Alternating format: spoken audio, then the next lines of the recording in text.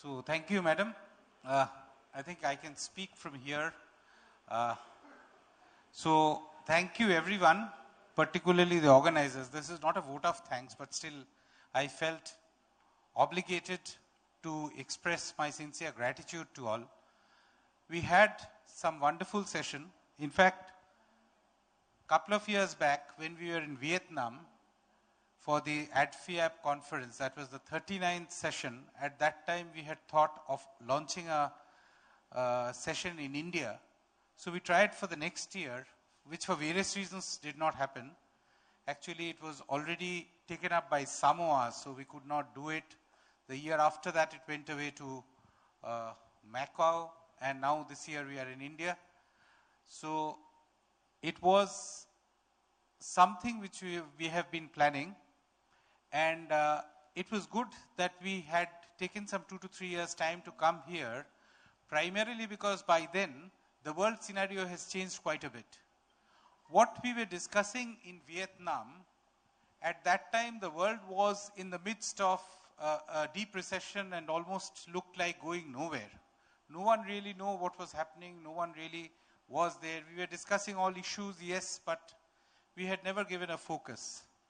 Now, the ADFIAP annual meet subsequent years also had the same problem because it was in a backdrop of a doubtful economy, world economy, in the sense that though US at that point of time started showing green shoots of development, other economies, especially in Europe and Japan, were nowhere near it.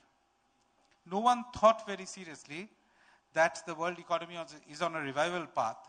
So it is some sort of a blessing or maybe a coincidence that India and the Indian conference year and the world economy revival is more or less at an even keel.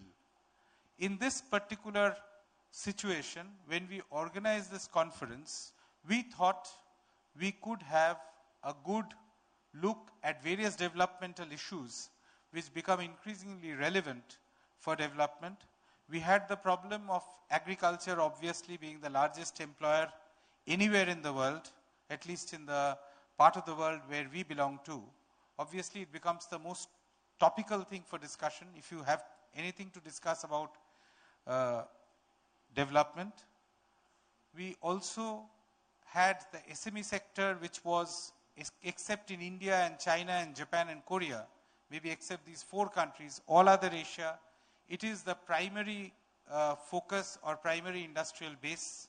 So SMEs came into the focus of discussion. We had a discussion. Subsequently, we thought that what the minister said, what is development, growth all about if there is no development? And development means reaching development to the people. And so affordable housing came in it.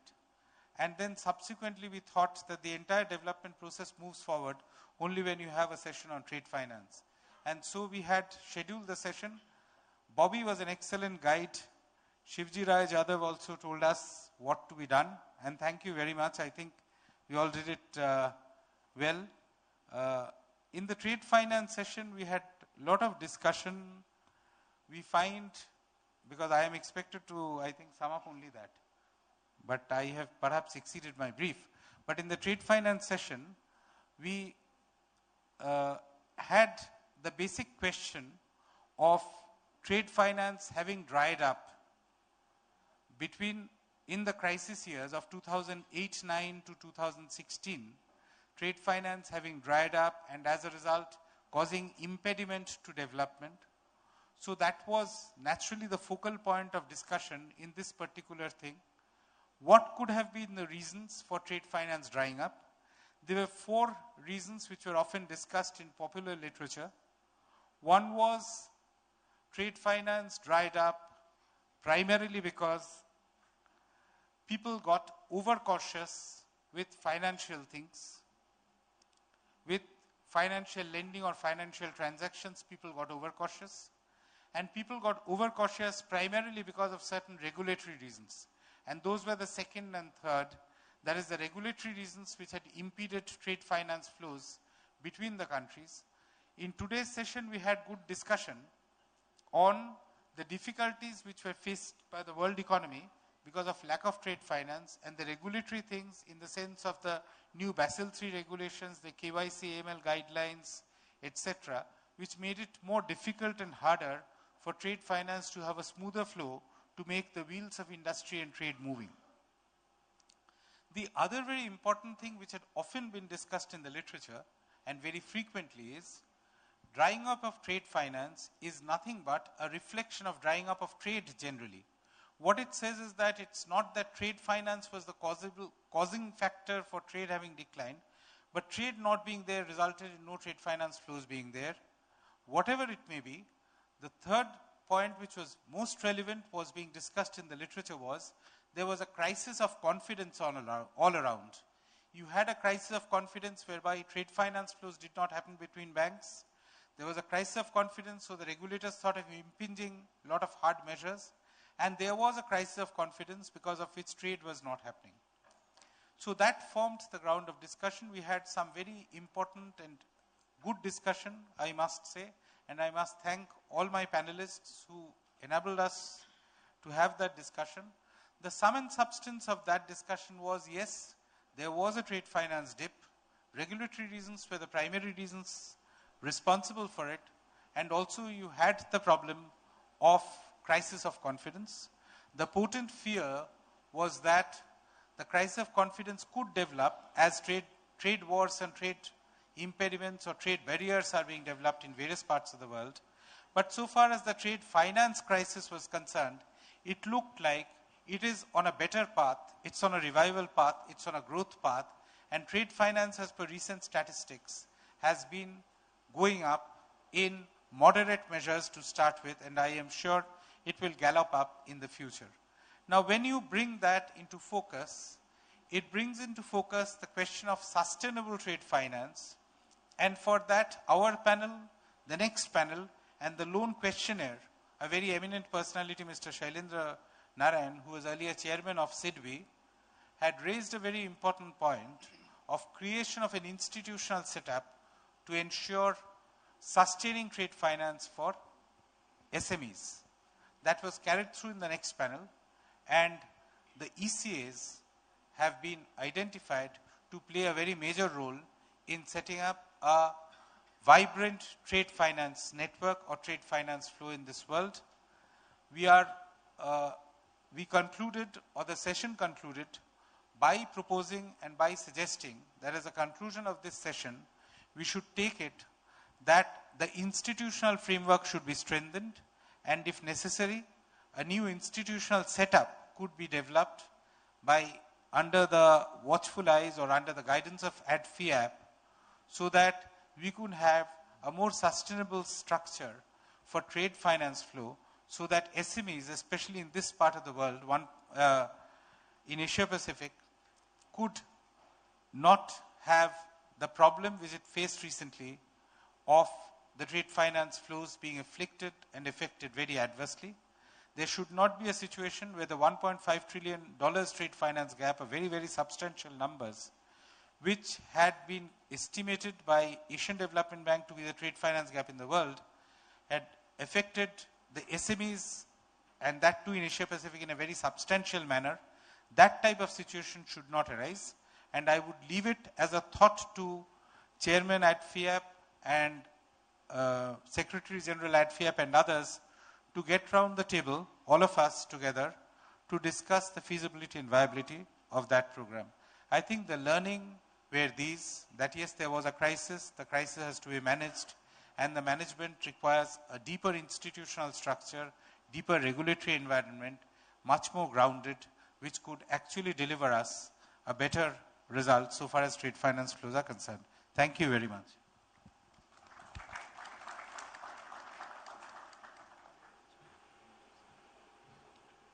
Thank you, Mr. Debashish Malik, for sharing the key learnings of trade finance with us.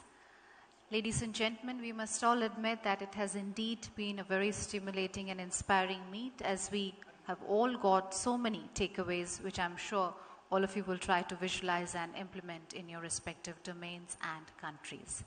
As we come to a close to the segment of today's program, I would like to now call upon Mr. Shivji Rai Yadav, Chairman of ADFIAP, to capture the essence of the entire discussion and deliver the closing remarks.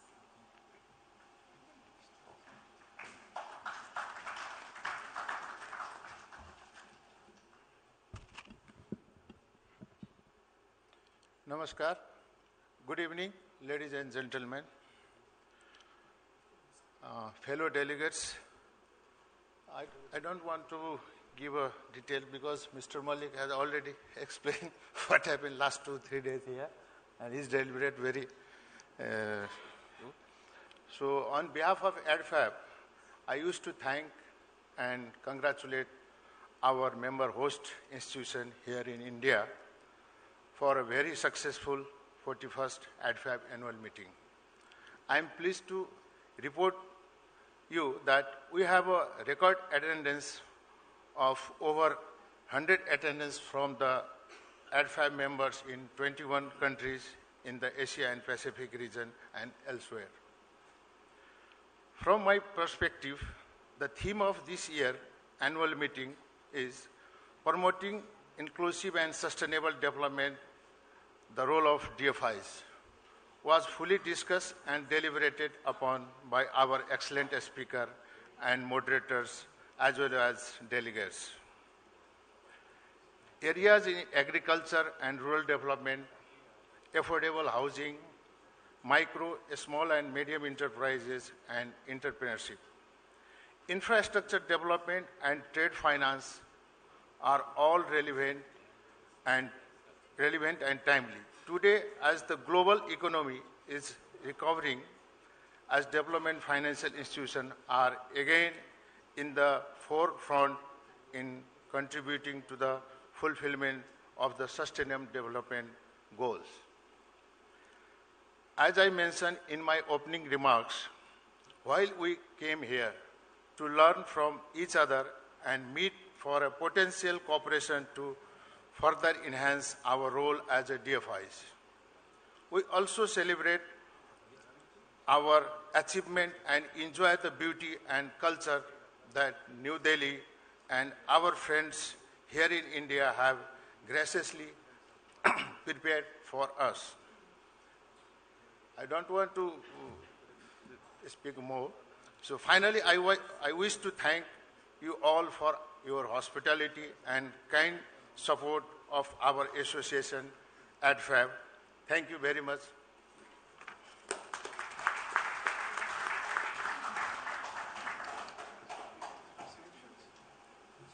Thank you, Mr. Shivji Roy Yadav, for your warm closing remarks. Thank you all for your participation. And may I now call upon Mr. Octavio Peralta, Secretary General of ADFIAP, and may I please request him to kindly propose a vote of thanks.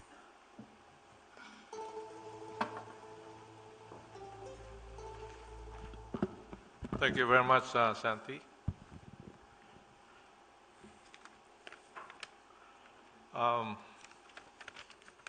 Distinguished delegates, guests,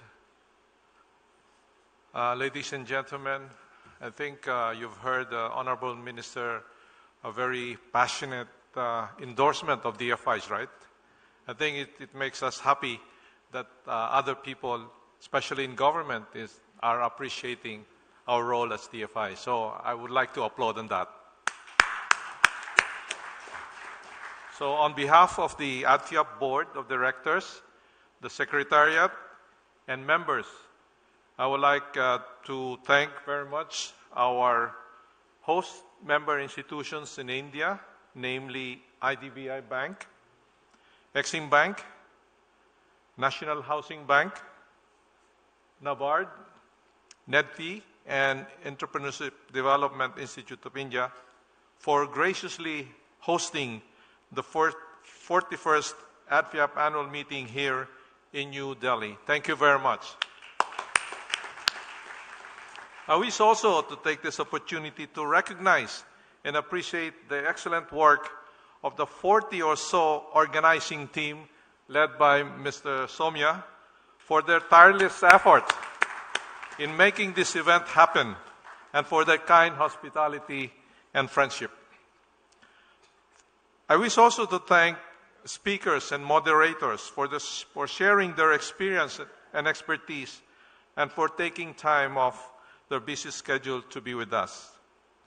I would like also to show our appreciation to you, distinguished delegates, for joining us here to learn from each other, to network, and to celebrate the work of DFIs in the region. Finally, I wish to thank both the secretariats here and in Manila for working hard behind the scenes to organize this massive event and successful event. So thank you very much all. Finally, I wish to thank you all our members. This is your association. I hope we can do more, and I look forward to seeing you again in future events. Enjoy New Delhi and Agra tomorrow, and safe travels to all. Thank you very much.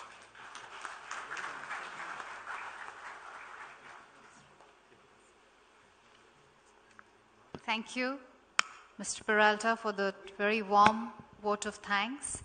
As is the practice, ladies and gentlemen, we'll be drafting the New Delhi Declaration today to affirm our resolve to ensure inclusive and sustainable development. So I'd like to now request Mr. Octavio Peralta to kindly take on the proceedings.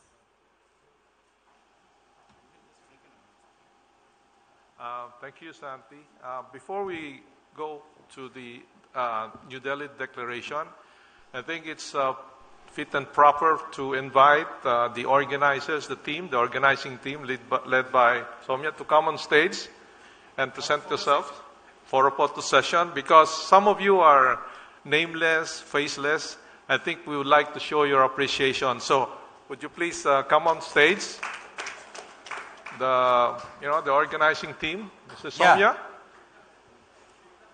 Vikram. Come, please. So we all know Kal, who you are. Come from NABARD, from Exim Bank, EDII, NHP, everyone, please. IDBI.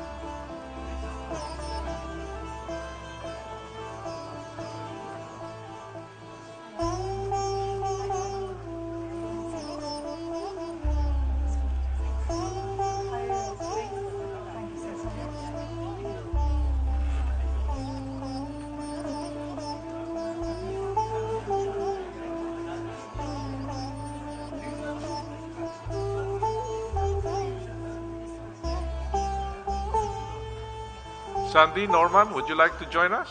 Sandy, Norman, please. That's from Manila, our secretary from Manila, yes.